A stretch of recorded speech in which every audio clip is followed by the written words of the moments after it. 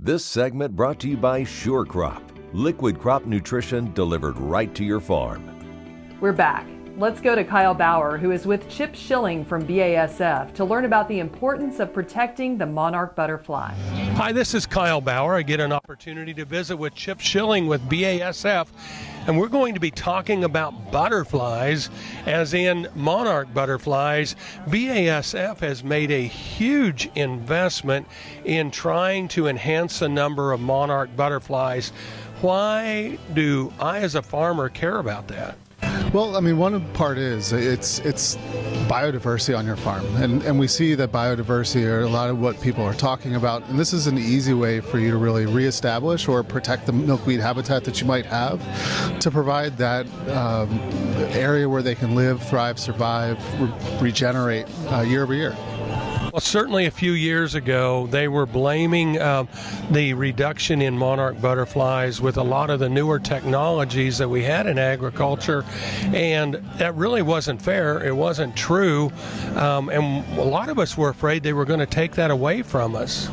They are. So, I mean, there's no one single cause. So you have milkweed availability is absolutely critical, but you also have what are the food sources that you have? Are there severe weather events? Do you also have the overwintering habitat down in Mexico? So all those factors combined really have caused the decline.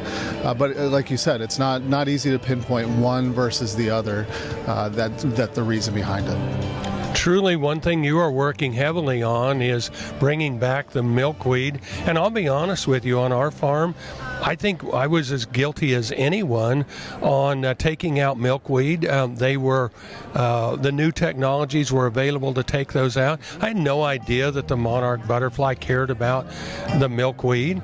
I wasn't trying to make it bad on them, but I did reduce the milkweed numbers tremendously on our farm. It is, and that's part of the reason that we're out here, is provide information and answer those questions. So if a farmer says, well, is milkweed going to take over my fields, I just ask the simple question, have you had a problem with it in the past? And most people come back and say, no, really, I don't have that problem. I've got the tools in my toolbox that allow me to control my fields. What we really talk about is where can it thrive and survive outside of your field boundaries. So think about your ditches, your roadways, around your shop, where, again, you don't have to pay to manage it, but you can allow these native species to really do the job that they're supposed to do, is provide that food source for monarchs. One day, here a flat of milkweed showed up at my place, and you were expecting me to plant them. I don't remember where I signed up, but I must have, and so I did. I planted them, and about 2/3 of them made it.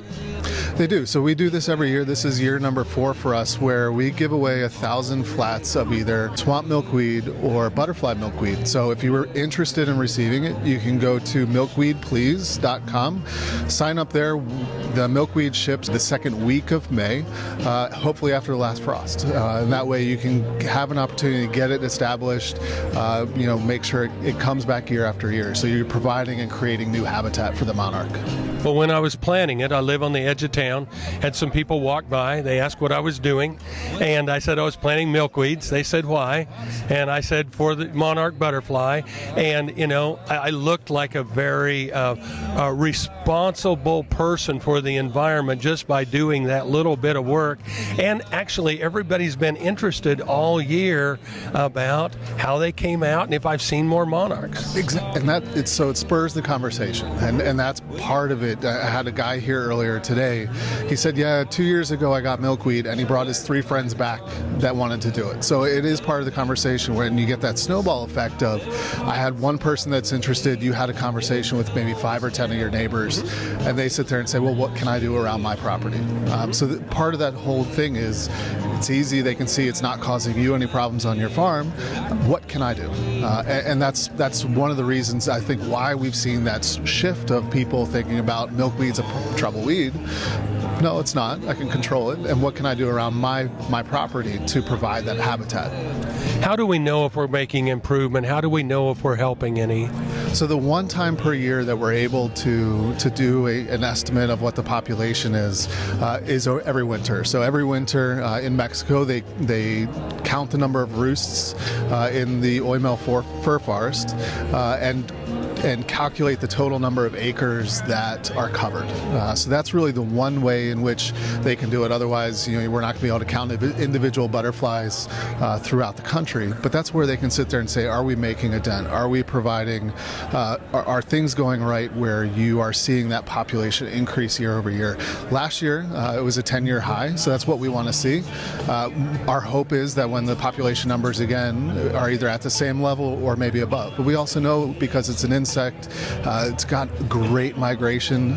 It may not, you're going to see ups and downs. What we want to see is a long-term trend that says things are going in the right direction.